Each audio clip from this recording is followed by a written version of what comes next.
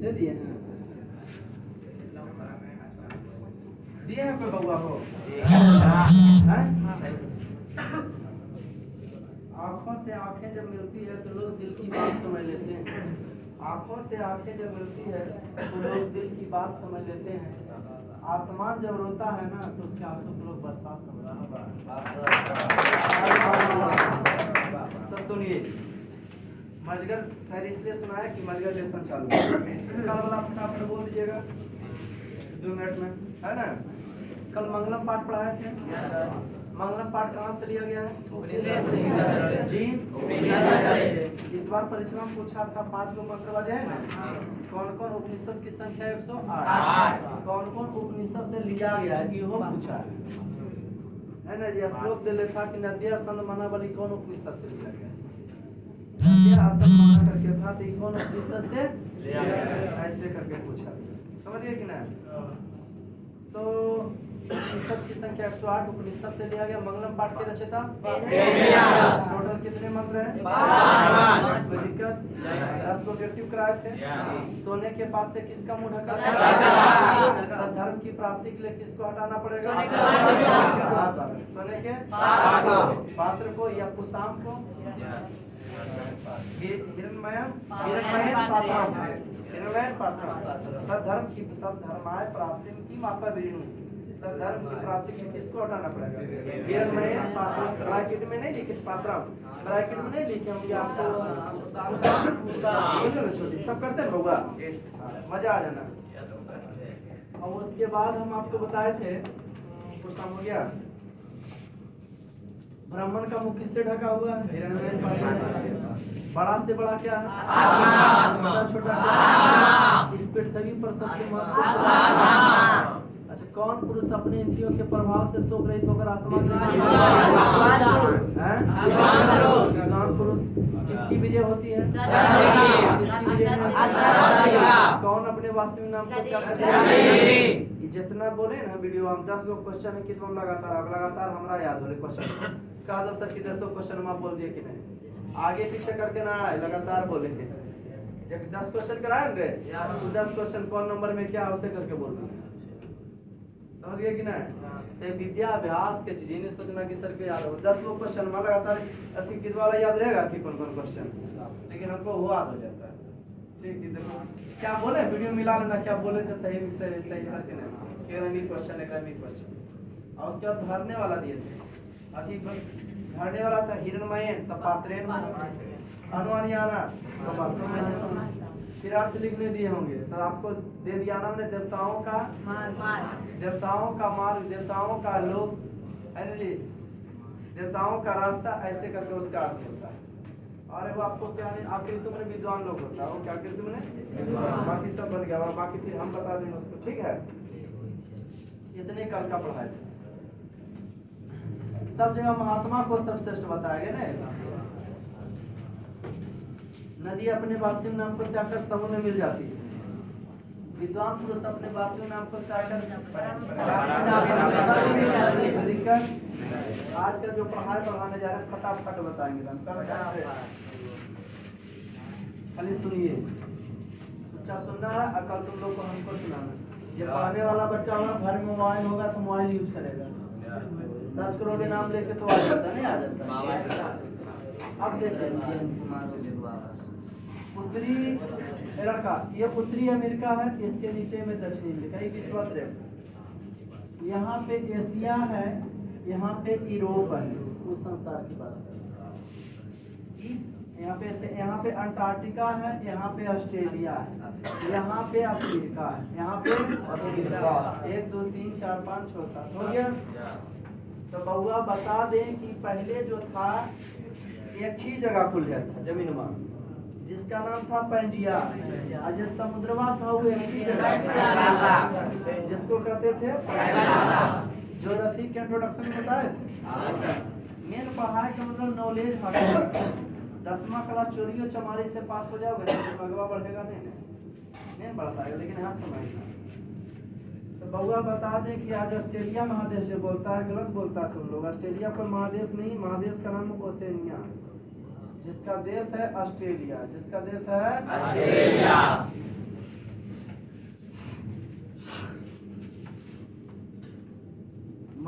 महादेश का नाम है ओसेनिया, जिसका देश है ऑस्ट्रेलिया। ओसेनिया का सबसे बड़ा देश ऑस्ट्रेलिया। इस सब महाद्वीप था, चारों तरफ पानी से घिरा था, एक ही जगह था ना।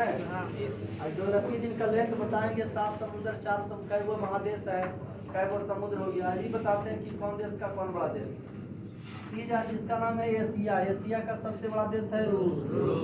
ऐसे तो चीन, जमीनमा है सबसे ज्यादा रूस का, देखते पीला नहीं लिखता है। यहाँ यूरोप का भी, एशिया यूरोप दोनों सटले हैं, दोनों क्या है जी, तो यहाँ रूस यहाँ भी आ जाता है। यूरोप का सबसे बड़ा देश रूस। अफ्रीका का सबसे बड़ा देश अल्जीरिया, अल्जीरिया क्या है जी। इसका सबसे बड़ा देश उत्तरी अमेरिका का, दक्षिणी अमेरिका का, दक्षिण नीचे है तो दक्षिणी अमेरिका का सबसे बड़ा देश, दक्षिणी अमेरिका की चर्चा करें तो सबसे बड़ा देश इसकी है ब्राजील। कौन है जी, ब्राजील दक्षिणी अमेरिका का। और उत्तरी अमेरिका का सबसे बड़ा देश कनाडा। उत्तरी अमेरिका का सबसे बड़ा देश कनाडा। कोई दिक्कत होगा? हम कहानी जो बताने जा रहे हैं यूरोप का, यूरोप महादेश का, यूरोप का क्या कहानी, सब देश का बड़ा भाई अफ्रीका था है ना जी। यहाँ अंटार्कटिका ही बर्फ से हमेशा गिरा रहता है, सब जमीनें गिरा था, लेकिन धीरे धीरे अलग हटा, धूल पर गया, कहाँ चल गया, धूल पर। पूरे सूर्य के प्रकाश नहीं जाता है तो ऊपर बना रहता है। इसको हम ज्योग्राफी में समझेंगे। किसमें समझेंगे? ज्योग्राफी के क्लास में। कोई दिक्कत होगा? अब चर्चा करते हैं, टॉपिक का नाम है, हम आपको संडे का क्लास वाला देख लीजिएगा, स्टार पॉइंट पहाड़ के लिखा है, संडे वाला क्लास वीडियो में देखे होंगे, सब कॉपी में लिख लिया है। क्योंकि बउआ हम जो क्लास जहना बोलते हैं क्लास आते जाओ, परवार है त्योहार है, क्योंकि हमको कोर्स देखना है, 300 नंबर पढ़ाना, साल भर करके घंटा पढ़ाएंगे, और तो हम कोर्स मेंटेन करना, नहीं तो परसल तुम लोग बच्चे नहीं भेजोगे, है ना, कि कोर्स खत्म नहीं कर पाते। और भी समझाते हुए हम अपन कोर्स रखते ना, बच्चा आवे चाहे ना, निकालते चल जाते हैं समझाते हुए। कोई दिक्कत होगा? तो कितना लिखा है देख लो, कितना स्टार पॉइंट है ना बउआ। यहाँ से कहाँ चालू किया, यहाँ से यहाँ तक है, यहाँ ये सब स्टार पॉइंट। ये था संडे का क्लास था ना जी। जो चुप गया सोचो करे दिन ऐसे चल गए, तो बाकी तुम लोग का कितना जीत के कंट्रोल हो गया ना, कौन खेती का हुआ करने हुआ ठीक है। इसलिए समझिए, नोचनी आ जाना चाहिए पढ़ाइएगा। तो सबसे पहले हम समझते हैं दोस्त कि यूरोप में एक एक महादेश, पहले जमीन एक ही तरफ था, लेकिन धीरे धीरे वो प्लेट में बटल था, तो जमीन कुछ दूर हो गया, वह बन गया 7 गो महादेश। 7 गो महादेश जो है, सबसे बड़ा महादेश एशिया। तो जितने भी महादेश हैं तो उसमें क्या रहता है, देश रहता है, उसमें क्या रहता है, देश। तो आज जो चर्चा करने जा रहे हैं, तो हिस्ट्री जो बताए होंगे ना, तो हिस्ट्री में तुमको हम बताए होंगे बउआ, पहले ये जान लो, इतिहास में बीते हुए 100 वर्षों को शताब्दी कहते हैं। इतिहास में बीते हुए 100 वर्षों को शताब्दी कहते हैं। और इतिहास में बीते हुए 10 वर्ष। अभी जिस प्रकार से 22 या 22 तारीख है, तो इसको कह दो कि आपको महीना है, क्या दूसरा महीना पूरा हो गया है? ठीक उसी प्रकार से शताब्दी 100 वर्ष के लिए चलता है। शताब्दी कै वर्ष के लिए चलता है? ये 2023 है, ये कौन शताब्दी है? 2000 तो पूरा हो रहे रे, तो शताब्दी चलते रहो है। जैसे अभी कैसे का दिया, पहला महीना बोला रे, और पहला महीना भी बोला, दूसरा बोला, दूसरा चल रहे थे, तो उसी प्रकार से कौन चल रहे थे? 23 ईस्वी चल रहे थे। शताब्दी कौन है? कौन 100 वर्ष के लिए जा रहा है? 21वीं के लिए जा रहा है। 2099 फिर एक जुड़ेगा तो हो जाएगा 2100, नहीं होते रे, फिर 2101, मतलब कौन शताब्दी? 150 वर्ष जाएगा, मैंने 100 वर्ष आगे चलो। ओके, अरे हम बोले 1789, मैंने कौन शताब्दी है? दिक्कत अरे है ना रे, जा रहा पुराने हुआ, 100 वर्ष नहीं गया अभी। जे मैंने ई रहन भगवान से वो पढ़ के बोल रहे 17 धर्मी चल रहा जे 2000 बोले, कोई दिक्कत नहीं। इतिहास में इसका बड़ी मायने, और क्या बताना, समझा कि झूठा हाथ है कर। तो तुमको बता रहे हैं कि इतना हिस्ट्री का एक दिन जो वीडियो बनाए होंगे, उसमें बताएंगे कि 1600 ईस्वी से 1964 तक को कहते हैं कौन सी आधुनिक काल। कोई दिक्कत नहीं, बोलिया जा रहा है क्या बरबर। 1600 ईस्वी से 1964 ईस्वी तक आधुनिक काल। कौन काल का बउआ? आधुनिक काल। तो आधुनिक काल में तुम्हारा पढ़ना हिस्ट्री। 18 नंबर के मैट्रिक बोर्ड में हिस्ट्री पूछता है। 18 नंबर की तुमको जनरल जीके कंप्लीट हो जाएगा। तो इतने तुम्हारा इतवा के नाम है ने हमारी दुनिया नाम होगा। तो हमारी दुनिया में इतने से इतने तक के कहानी रहता होगा, जो घटना घटले हैं इतने में तो हिस्ट्री पूरा खत्म। ओके आगे बढ़े। सबसे पहले शुरुआत में है लेसन का नाम यूरोप में राष्ट्रवाद। यूरोप में राष्ट्रवाद तो मतलब सब समझेंगे राष्ट्रवाद का। अब तो आपको पता हो गया होगा यूरोप क्या है, कॉन्टिनेंट है। यूरोप क्या है, महादेश है। एक महादेश में बहुत सारे देश आते हैं, कोई हिलो नहीं, कोई हलचल नहीं। अगर पढ़ना है मोबाइल देखोगे तो मैंने कॉपी ले बैठेगा उसको लिखिएगा। ओके यूरोप में राष्ट्रवाद बड़ा मजा आएगा मेरे दोस्त मेरे भाई, इसको लूटना मजा पकड़ के दो। कहानी पढ़ाई का मतलब मस्ती होना चाहिए। अब पढ़ाई मतलब बोरिंग होगा तो फिर पढ़ना क्या है। ये पहला नंबर यूरोप क्या है, यूरोप एक महादेश है। इसमें बहुत सारे देश आते हैं। यूरोप में बहुत सारे क्या आते हैं देश, महादेश में बहुत सारे। इसी में आ जाता है रूस, France, Italy, Hungary, Budapest, Poland, Switzerland, England, Netherland है ना, इंग्लैंड, समझे कि ना। बहुत सारा देश आ जाता है किस कौन महादेश में, तो अभी जानिए यूरोप महादेश है, उसमें बहुत सारा देश आते हैं। इसको बेटा आप बताते हैं सर। राष्ट्रवाद यूरोप में राष्ट्रवाद में समझे। राष्ट्रवाद का जन्मदाता नेपोलियन बोनापार्ट। बड़ा मजेदार कहानी नेपोलियन सुना विद्या ने अब अभ्यास जितना इसको बार कीजिए उतना आएगा। कोई टीचर कितना अच्छा बताएगा नहीं तो घोल के नहीं पिला सकता, लेकिन हाँ बढ़िया से समझाएगा तो तुमको समझे में आसान होगा और पढ़ने में मजा आएगा। ये बात जरूर आता है, लगाव अपने रहेगा। सर नहीं भी पढ़ाएगा तो तुम वीडियो देख के इंटरेस्ट लोगे। जैसे ये है ऑब्जेक्टिव आज ये बता रहे हैं, कल अगर आप ऐसे ही पूछेंगे और जो बता देगा तो हम कल देंगे। समझ रहे कि नहीं। राष्ट्रवाद का जन्मदाता कहा जाता है नेपोलियन। पहली बात है सिर्फ जन्मदाता छोड़िए, हमको पहले राष्ट्रवाद बताइए। राष्ट्रवाद क्या है। आपके मन में ये टॉपिक आ रहा कि सर राष्ट्रवाद क्या है, तो बाबू सुन लो। राष्ट्रवाद एक ऐसी भावना है, राष्ट्रवाद एक ऐसी भावना है जो किसी भी विशेष भौगोलिक, सांस्कृतिक, सामाजिक परिवेश में रहने वाले लोगों में एकता की वाहक बनाती है। उसी को क्या कहते हैं, राष्ट्रवाद एक ऐसी भावना है जो किसी विशेष भौगोलिक, सामाजिक, सांस्कृतिक परिवेश में रहने वाले लोगों में एकता की वाहक बनती है। कौन सी, बोलो नहीं समझे।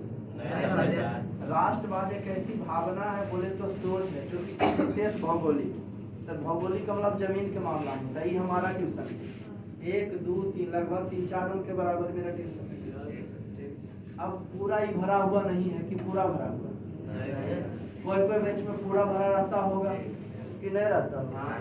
कौन बैच में रहता होगा, 2 से 3 में रहता होगा। तुम लोग भी पता देखा होगा या का बैच में और रहता होगा नहीं। तो अगर फिर हम 2 बैच 4 बैच में चला के 2 बैच चलेंगे तो कुल बैच बा क्या रहेगा, भरा रहेगा। कोई दिक्कत बहुआ है बबली लोग। शुरुआती है यूरोप में राष्ट्रवाद, टॉपिक का नाम है यूरोप में राष्ट्रवाद। तो आपने बोला कि सर राष्ट्रवाद हमने नहीं समझा, तो हम बता रहे हैं आपको कि राष्ट्रवाद एक ऐसी भावना है जो किसी विशेष भौगोलिक, सामाजिक, सांस्कृतिक परिवेश में रहने वाले लोगों में एकता की वाहक बनती है। कौन सी, राष्ट्रवाद। मैट्रिक बोर्ड में 2 नंबर के क्वेश्चन पूछता है कि राष्ट्रवाद का क्या आपसे बोले समझाया आपने इसे, ये पूरा भरा रहता है। तो चूंकि भौगोलिक का मतलब हम जानते हैं दुइयों बेंच रहेगा, फिर भी पीछे खाली रह जाएगा तो रह जाएगा, दूसरा को एंट्री मार देगा, दूसरा ट्यूशन में आ जाएगा कि जा खाली है ना, चलो आप पढ़ लेते हैं, खेल सकता है। इसका मतलब यहाँ तक के मालिक हम हैं, यहाँ तक के भौगोलिक परिवेश हमारा, जान के भौगोलिक समझा। राष्ट्रवाद एक ऐसी भावना है जो किसी विशेष भौगोलिक मैंने यहाँ से यहाँ तक मेरा, हम रहे या नहीं रहेंगे ताला मार रहे, ठीक। भौगोलिक, सामाजिक, सांस्कृतिक, पहले सांस्कृतिक यहाँ का ये है कि यहाँ पे हिंदी मीडियम से पढ़ाया जाता है। इसके चलते तुम लोग 3 कंडीशन से यहाँ की पढ़ाया जाता है हिंदी मीडियम से, बिहार बोर्ड का, चूंकि यहाँ आर्ट्स की पढ़ाया होता है। अगर हम मैथ चालू कर दे तो बच्चा भाग जाएगा। ओके, समझ गया कि ना? क्योंकि जानेगा कि सर मैथ क्या पढ़ाएंगे, पहला बार पढ़ा रहे हैं जी, तो बच्चा भाग जाएगा। विशेष भौगोलिक, सांस्कृतिक समझा नहीं समझा? हिंदी मीडियम से पढ़ा, अंग्रेजी मीडियम पढ़ाना चालू कर दे तुम लोग टिकेगा? हमको बिहार बोर्ड देना है सर, अंग्रेजी नहीं पढ़ना है, चल कितना अच्छा पढ़ा। तो ये आ गया कौन मीडियम, संस्कृत आ गया। और सामाजिक परिवेश, यहाँ का सामाजिक नियम कानून है, लड़की आगे बैठेगी, अब वो लड़कियां बगल में वो लड़का बैठा हुए, घर बैठा हुए उसको, सरोजा कैसे बैठाते हैं, ऐसे नहीं होता है, कोई दिक्कत। तो राष्ट्रवाद होना चाहिए, देखो कि नहीं। फिर से राष्ट्रवाद की परिभाषा हुआ, राष्ट्रवाद क्या है? सोच है। राष्ट्रवाद एक ऐसे भावना जो किसी विशेष भौगोलिक, सांस्कृतिक और सामाजिक परिवेश में जो लोग रहता है ना, कौन परिवेश में रहता है? भौगोलिक, सांस्कृतिक और सामाजिक परिवेश में रहने वाले लोगों में एकता है। भौगोलिक जमीन के मामला में, सांस्कृतिक रीति रिवाज के मामला में, सामाजिक के मतलब आप किसका वहाँ कैसे व्यवस्था रखें, कैसे चलाते, वहाँ का कल्चर कैसे है, कोई दिक्कत ठीक हो गया। राष्ट्रवाद का परिभाषा हो, हमारे देश पर भी वही लागू होता है। जितना जमीन है उसके चलते फोर्स लगल है किनारे किनारे, राष्ट्रवाद तो देशे पर लागू होता है। यहाँ का स्थि हो गया। और यहाँ का क्या है? सांस्कृतिक है अपना, हम हिंदू हैं, सनातन धर्म मानते हैं, कोई धर्म के साथ छेड़छाड़ नहीं किया जाता है, सभी धर्म के लोग यहाँ रहते हैं। सामाजिक परिवेश, सब आदमी अपने अपने परिवेश में रहना चाहता है, जैसे टोला मोहल्ला समाज रहता है। सामाजिक परिवेश, हर गाँव का अपना अपना समाज, एक ही जिला का है ना, लेकिन अपना अपना क्या है, और वहाँ का नियम होता है, कोई दिक्कत। और उसी के अंदर सब लोग रहता है, कोई दिक्कत। कहानी आगे बढ़े। राष्ट्रवाद समझा फिर से। राष्ट्रवाद एक ऐसी भावना है जो किसी विशेष भौगोलिक, सामाजिक परिवेश में रहने वाले लोगों में एकता का। राष्ट्रवाद का जन्मदाता नेपोलियन बोनापार्ट को कहा जाता है, कोई दिक्कत बबुआ? आगे बढ़े। नेपोलियन बोनापार्ट जो था, एक इनका पिता का नाम कार्लो बोनापार्ट था। नेपोलियन बोनापार्ट एक बहुत ही अच्छा आदमी था। यूरोप में राष्ट्रवाद, नेपोलियन बोनापार्ट बहुत ही अच्छा आदमी थे। कैसे आदमी थे? प्राचीन काल में सब जगह जो है चल रहा था राजतंत्र। दुनिया में 195 देश है, 7 गो महादेश है, कुल मिलाओगे तो 195 देश है। अब सबका शासन व्यवस्था जो है अलग अलग है, सब देशवा का शासन व्यवस्था क्या है? 195 गो देश है, लेकिन सबका शासन व्यवस्था क्या अलग अलग।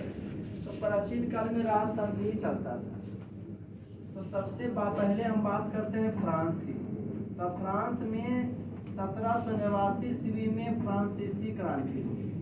1789 मैंने कोमा ईस्वी में 18वीं शताब्दी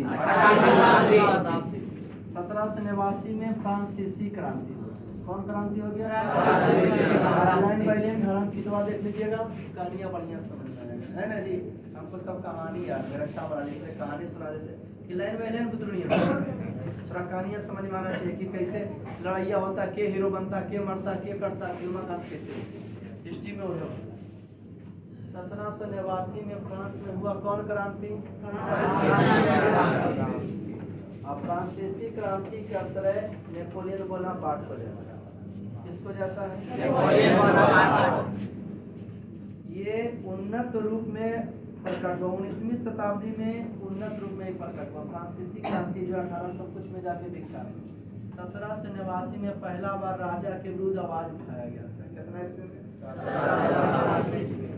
पहले आदमी सब चुप था, होगा पब्लिक सब चुप रहता था राजतंत्र में, क्योंकि राजा का कहना था कि राजा का बेटा ही राजा बनेगा। तो जे राजा के नहीं रहता था कोई कोई मतलब नहीं, राजा शादी ब्याह करा और बेटा हो रहा राजा बन रहा, राजा का पब्लिक कोई हंगामा नहीं करता था, कोई मतलब नहीं, वो शासन करता। कोई राजा बढ़िया सब होता था तो बढ़िया शासन चलाता, कोई पगला होता था बहु बेटियों के साथ गलत करता था तो ओकरो दुनिया कुछ नहीं बोलता था।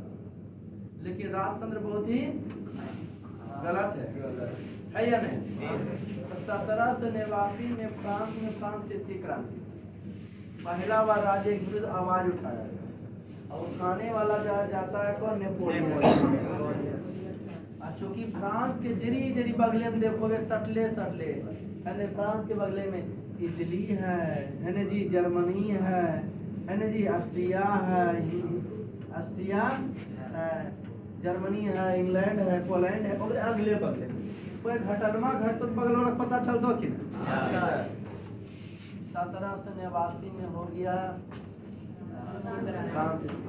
अब फ्रांसीसी क्रांति का श्रेय किनको जाना है? नेपोलियन बोनापार्ट के किए युवक सबके कान में भरे कि राजा अपना रोटी से क्यों रहता है, राजा पब्लिक को कुछ नहीं देखता है, कमाते हैं हम लोग, एसीडीसी मिशन छोटा सब रहता है, ये चोर है हम लोग को ठगता है। ये बतिया पे परबम छपा दिए के नेपोलियन बोनापार्ट। अब चूंकि राजा विरुद्ध हम आवाज उठाए हैं अपने देशवा में, तब फ्रांस में आवाज उठाए, बगल में इटली है, बगल में ऑस्ट्रिया देश है ना जी, तो वहाँ के रजवा हमरा दुलार प्यार करेगा कि मारेगा? हम अपने देश में राजा के विरुद्ध आवाज उठाए हैं है ना जी। जिसे तुम सर तर पढ़ने के लिए आया और सर से तुम बदसलूकी किया, कोई लड़का बता देगा, जानते हैं सर सर से आदम मुहा लगने बोल दिया था है ना, क्लास समझा, तो सर के प्रति तुम्हारे प्रति प्यार रहेगा? टीचर से बोल देता है ना जी। तो ठीक उसी प्रकार से अगल बगल वाला राजा के पता चला, वो कहाँ, तो कोई राजबा होता है सिंपल तो वहाँ बोले हमला की जाए शांत हो, लेकिन कोई नहीं बाहुबली हो गए। तो ठीक उसी प्रकार से ऑस्ट्रिया का एगो राजा था। कहाँ का? ऑस्ट्रिया का, जी हाँ। ठीक उसी प्रकार से राजा कहाँ का था? ऑस्ट्रेलिया नहीं, ऑस्ट्रिया का राजा था। इसका नाम था चट्टा मेटरनिख। इसका नाम था चट्टा मेटरनिख। क्या नाम था? मेटरनिख। इसका नाम था मेटरनिख। ये सबसे पहले अलर्ट हो गया, बोला तो क्या सब तो गड़बड़ाइए जीते, कहाँ आंदोलन हो रहा? फ्रांस में। तो बोला हाँ, राजा विरुद्ध आवाज उठाया गया। के किया था? नेपोलियन। तो बोला हाँ, सब मिलके राजा मिलके चलो उसको पगला भागा है ना जी। कि वहाँ पब्लिक सब सच्चे राजा विरुद्ध आवाज उठा रहा था कि राजतंत्र नहीं चलेगा, नहीं चलेगा, नहीं चलेगा। अजी बेगुजावरा और खदेड़ कस के आज जे थी कर लो आवाज करो और थपिया कस के अंग्रेज वैसे ही भाग में करता था, जे राजा विरुद्ध की करा आवाज उठा। के बोलने के सोचा नेपोलियन मेटरनिख क्या किया बउआ, उसको भगा दिया 1814 और उसके साथ बहुत सारा राजा होगा। किसको भगा दिया? सब राजा मिल के। अब राजा किसको? शक्ति बाहुबली। अब जिससे हमारा तब तो करा जी सर डीएम आ गया तो कुछ बोले नहीं किया, डर गया ब्रश किया। तो ठीक उसी नेपोलियन तब जी सर कर रहा था, नेपोलियन अकेला लड़ेगा जी, और सब राजा है सैनिक है सिपाही, नेपोलियन भाग गया। 1814 नेपोलियन का पतन हो गया। अब जब नेपोलियन का पतन हो गया, लेकिन नेपोलियन तो चिंगारी लगा दिया था, लोगों को बता दिया था कि राजा चोर है। कितनों कहेगा ईमानदार है, लेकिन अंदर तो लगेगा कि अगर बारह काल के चोर है। अंदर आ गया युवक में सबकी हो गया था, फैलिया गया था। लेकिन ये चोटा देखो पीछे हिल गया, देखो बराबर ठीक है, आ गया हो सके भाई। लेकिन ई छोटा का किया बबुआ के मेटरनिक टेस्ट लड़ा दिए था। चूंकि कहाँ का राजा था? तो सब राजा के ऑस्ट्रिया की राजधानी था कहाँ? वियना। ऑस्ट्रिया की राजधानी वियना। सब राजा को 1815 ईस्वी में वियना बनाया। सब राजा मतलब समझते हैं, इटली के राजा, फ्रांस के राजा, जर्मनी के राजा, इंग्लैंड के राजा, तो सब मिलके आ जाइए कहाँ? वहाँ बोला कि इस वक्त ऐसा चल रहा है माहौल की जनता राजा के विरुद्ध हो रहा है, राजतंत्र चलने के लिए नहीं देगा, इसलिए आपस में राजा राजा का लड़ाई झगड़ा नहीं होगा, है न? किनको क्षेत्र चाहिए तो बोलिए हम ही दे देते हैं रहने के लिए, लेकिन आपस में लड़ाई झगड़ा नहीं। अब बोले कि नेपोलियन जो करके गया छोटा माने आग लगा के गया है न, कि राजा हम पर जो अत्याचार करता हम आजाद रहेंगे, हम इसका शासन नहीं चलने देंगे। जहाँ केकरो देश में कोई आवाज उठावे उसको थपियाइए। क्या बोला? अच्छा मेटरनिक जैसे हम अपनी मीटिंग बोलिए, कोई बैठे को ले तो मीटिंग का हेड हम बनेंगे कि नहीं? तब चूंकि सब राजा के हेड के बन गया अब पुरातन व्यवस्था करती है। और बोला जिनके पास घाटवड़ होता है तब बोलिए हमें देते हैं, जिनके पास घाटवड़ होता है तो क्षेत्र क्या बोला? नेपोलियन का पतन करिए दिया 1814 में। यहाँ तक कहानी समझ में आया? बल हम देते हैं। चोटा जो है बड़ा तेज रहा है, हम चाहिए जो राजा आपस में लड़िएगा काल हमरे चले तो एक ही करता था, छोटा छोटा क्षेत्र दे देता था राजा, और हर देश को तोड़ देता था। इटली है, इटली 4 भाग में कर दिया, मेन राजधानी रहेगा तो हमारे शासन करे, बाकी हल्का फल्का तो तुम पोप को दे दिया।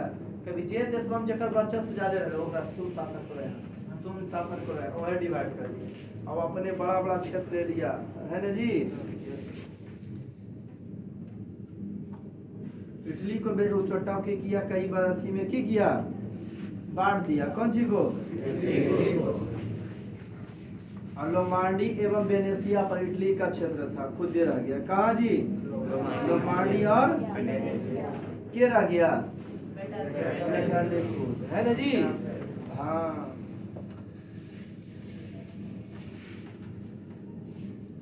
और खुद दे रह गया बड़ा बड़ा क्षेत्र, बाकी सब ऐसे करके की किया, बांट दिया। क्या कर दिया?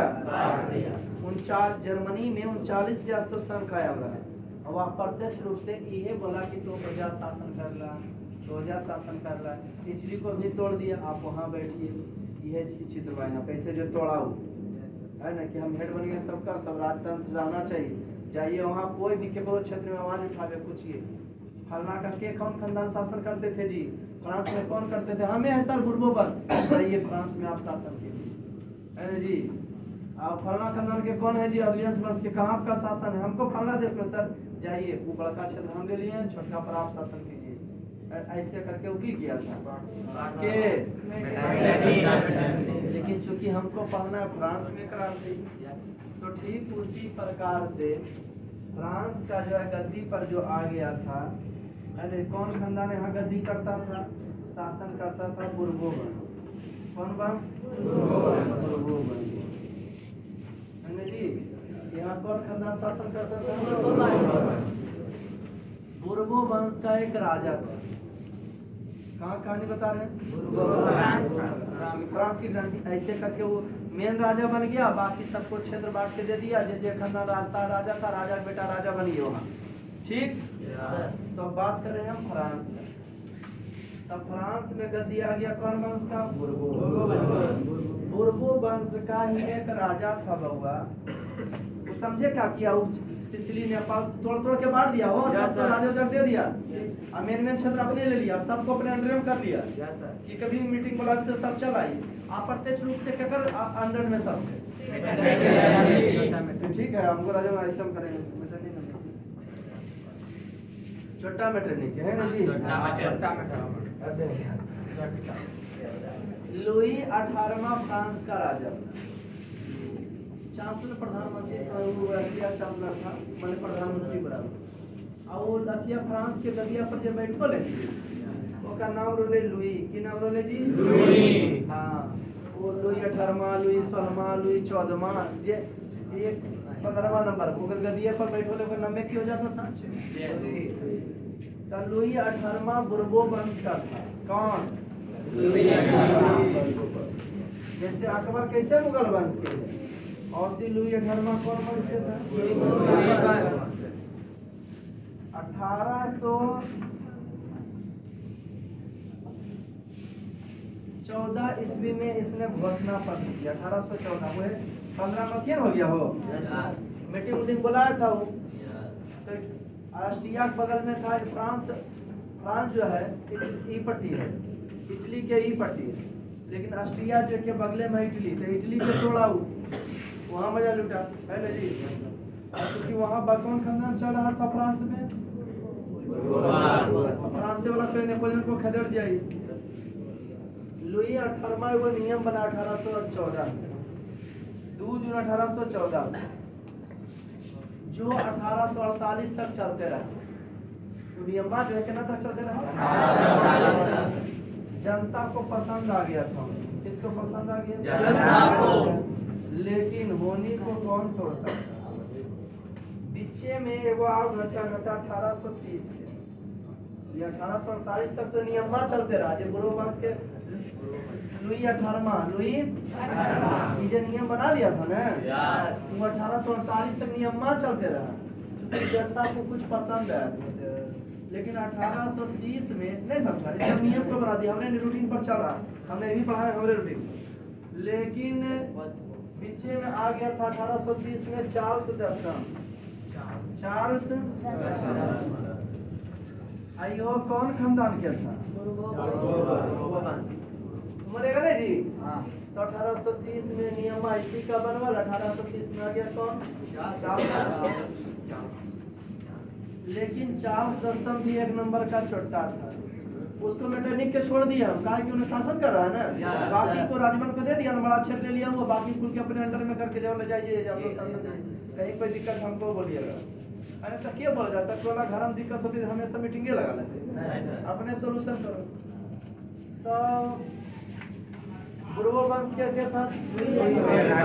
1814 में ओकर पतन हो गया तो नियम बनाया। जनता पसंद किया, हंगामा को जनता नहीं कर रहा।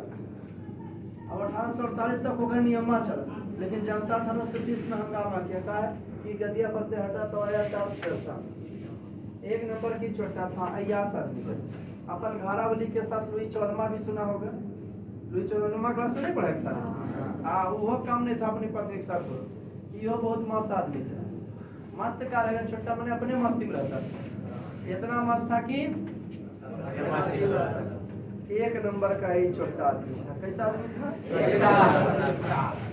जनता के स्थिति के इसका कोई ख्याल नहीं। पर भुखमरी में अब जैसे बहुआ बरसात नहीं हुआ, खेती किसान का नहीं हुआ, तभी वो टैक्स ले रहा है।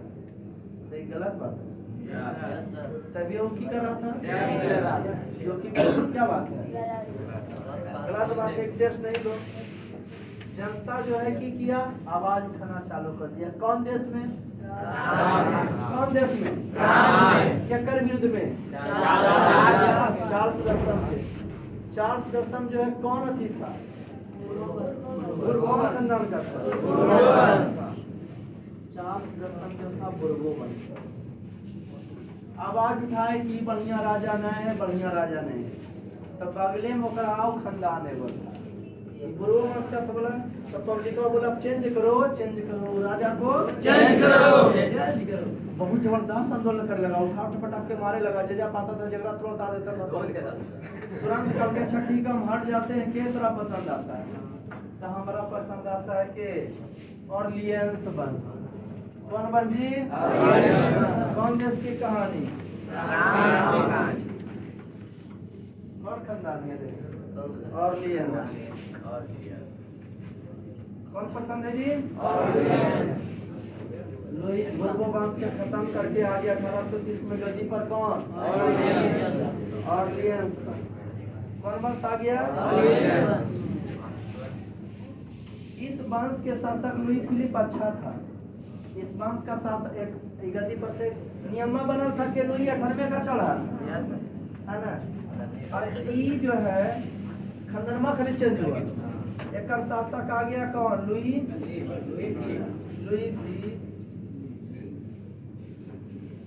कहाँ चलाना चालू किया लुई फिलिप? कितना ईस्वी से? और जनता पावर दिखा दिया था, खानदान चेंज कर दिया था, हमारा कुछ नहीं चाहिए, राजा चेंज खानदान चेंज कर। तो ऑर्लियंस वंश का बन गया लुई फिलिप। क्या बन गया? लुई फिलिप जो है गद्दी को चलाना चालू 1830 के बाद। लेकिन अंदर अंदर तो जनता के विजय हुआ था, कहीं ना कहीं राजा को चेंज कर दिया था। लुई फिलिप का कर दिया बउआ 1840 में उसका लुई फिलिप भी गलती कर दिया, प्रधानमंत्री बना दिया गीजो। किसको बना दिया? गीजो। छोटा गीजो एक नंबर का गीजो था।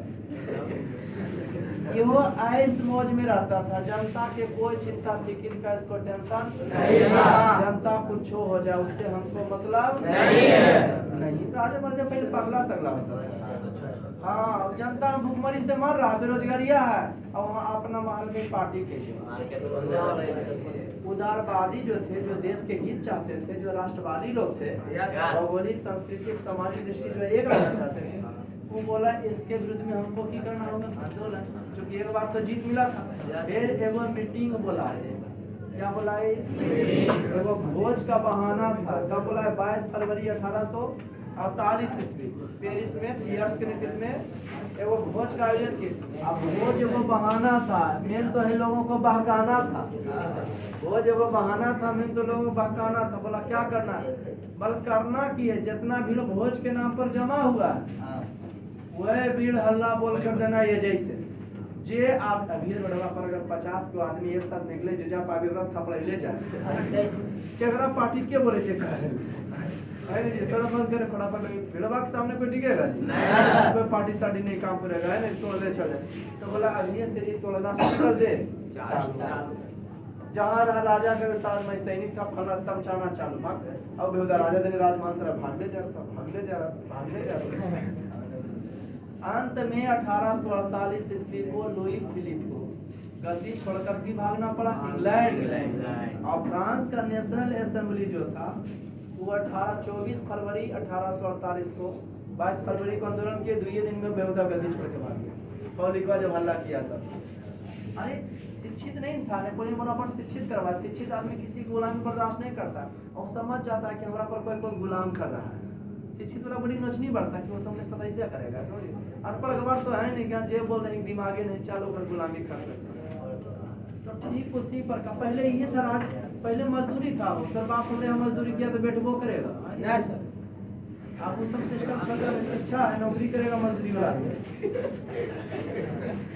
कि फ्रांस 1848 में की हो गया आजाद नहीं हुआ, बल्कि बोला आदेश हुआ ये कि गणतंत्र हो गया। नेशनल असेंबली बोला गणतंत्र मतलब राजा ने बुर्बो वंश वाला रहेगा, ने ऑर्लियंस वंश वाला रहेगा। जनता जिसको चुनेगी ना वही रहेगा। कितना ईस्वी में? 18। अब देखा ऐसी बाप, देखा ऐसी कौन होता है। इटली वाला बागलेन था, बोला पब्लिक सवरे छोटा हम ही छोटा है कि वो भाग के शादी के लिए हम गए था के देश आजाद हुआ, हम कहीं आजाद होंगे? ये बोला अगला बार बताएंगे इटली कैसे आजाद हुआ, आजाद कैसे हुआ, समझ में आया? आजाद क्यों हुआ? राजतंत्र से मुक्त पाया और गणतंत्र लाया, मतलब पब्लिक चुनेगा राजा। कैसे लाया समझ में आया? खानदान को पसंद है। एक बार वीडियो में